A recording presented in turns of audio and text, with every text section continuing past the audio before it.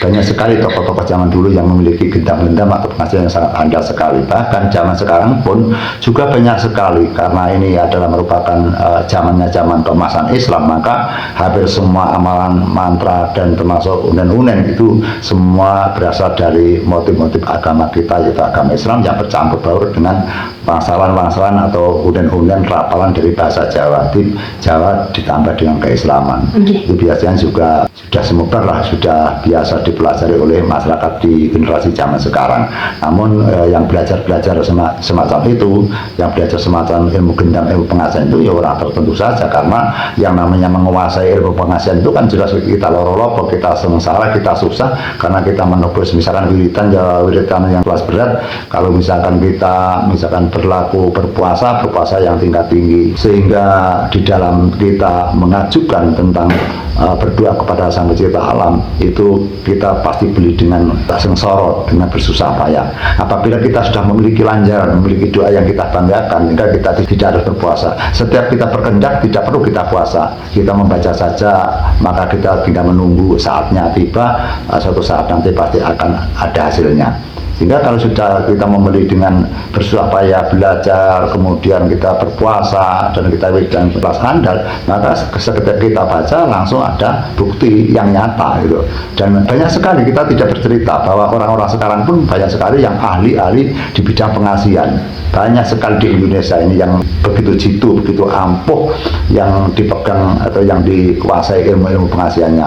Seperti halnya di zaman dulu juga demikian, banyak sekali tokoh-tokoh yang mereka kena asmarandono, kena kasmaran, kena rasa cinta, tapi dia tidak bisa menyampaikan. Atau tokoh-tokoh dulu yang mencintai seseorang tidak tergapai karena mungkin mereka merasa kesulitan untuk menggapai cinta itu, maka mereka juga mengamalkan dengan ajian-ajian, ilmu-ilmu, mantra-mantra, doa-doa yang bersifat yaitu sebagai pengajian, sebagai gendam asmarandono atau sebagai gendam asmaratantara. Sehingga pengajian dari dulu hingga sekarang pun juga sama saja, ininya minta kepada Sang Pencipta alam, kemudian ada wasilah, ada selain daripada Tuhan Yang Maha Esa, selain daripada Allah SWT, juga kita panjatkan kepada penghormatan kepada misalkan Nabi Rasul, kita panjatkan kepada Nabi Yusuf, Siti Zulaika dan sebagainya, hingga kita agar lebih komplit, lebih percaya. Disinilah letaknya bahwa orang-orang pribumi memang merupakan warga atau masyarakat atau penduduk yang benar-benar mencintai yaitu amalan-amalan atau mantra-mantra atau ilmu-ilmu atau kawur-kawur yang mana dapat dipakai untuk seiring kehidupan ini. Sehingga di zaman sekarang pun masih banyak orang yang mempelajari dan menguasai, namun kadang-kadang orang yang memiliki itu justru tidak mau komentar banyak, tidak mau sumbar, tidak mau sombong, mereka hanya diam saja. Mereka lebih condong mewujudkan daripada nanti sombong-sombong tapi hasilnya tidak nyata.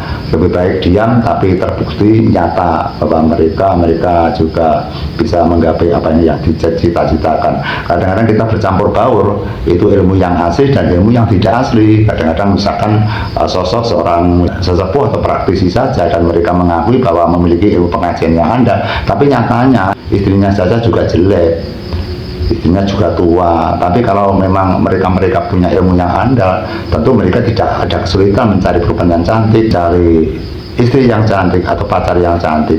Kadang-kadang tidak sepadan, dan kadang-kadang laki-lakinya buruk tapi perempuannya cantik, kadang-kadang laki-lakinya itu miskin, perempuannya malah sangat kaya raya. Itu karena dari kekuatan ilmu-ilmu itu. Jadi ilmu itu memang berguna bagi kehidupan. Apabila kita ingin sukses, ya kita harus menguasai ilmu. Maka orang yang berilmu tentu akan disertai dengan kesuksesan, baik itu bersifat materi atau bersifat moral atau bersifat apapun. Namun sebenarnya ilmu pengajian bukan merupakan sesuatu ilmu yang dapat dibanggakan, yang merasa bahwa orang memiliki ilmu pengajian dianggap orang yang pintar. Karena orang yang memegang ilmu pengajian itu harus berhati-hati, salah penerapan maka akan hancur kehidupannya. Sehingga hampir rata-rata orang yang memegang ilmu pengajian atau ilmu gendam, maka mereka akan kena masalah, baik masalah ekonomi, masalah keluarga, atau masalah kehidupannya. Sehingga kalau kita dipikir-pikir bahwa ilmu yang baik adalah ilmu yang bermanfaat bagi kita, bermanfaat bagi nusa dan bangsa, termasuk bermanfaat bagi agama. Itu ilmu yang paling baik. Sehingga ilmu pengasihan gendang itu adalah sempalan-sempalan ilmu saja atau ranting-rantingnya saja. Ilmu poros, ilmu yang penting adalah ilmu kepangeranan, ilmu ketakwaan, ilmu yang dipakai bagi kita dan dipakai untuk orang lain. Sehingga apabila kita mengejar ilmu pengasihan saja, maka kita juga akan terpincang-pincang karena kita lupa dengan keadaan. Kadang-kadang kita justru terjerat dengan masalah-masalah yang mana datanya terkira-kira. Yang jelas kalau kita bermain perempuan, kita akan kena masalah dengan perempuan. Kita bermain dengan laki-laki, kita akan kena masalah dengan laki-laki. Sehingga apabila kita bermain uang, kita juga akan kena masalah dengan keuangan.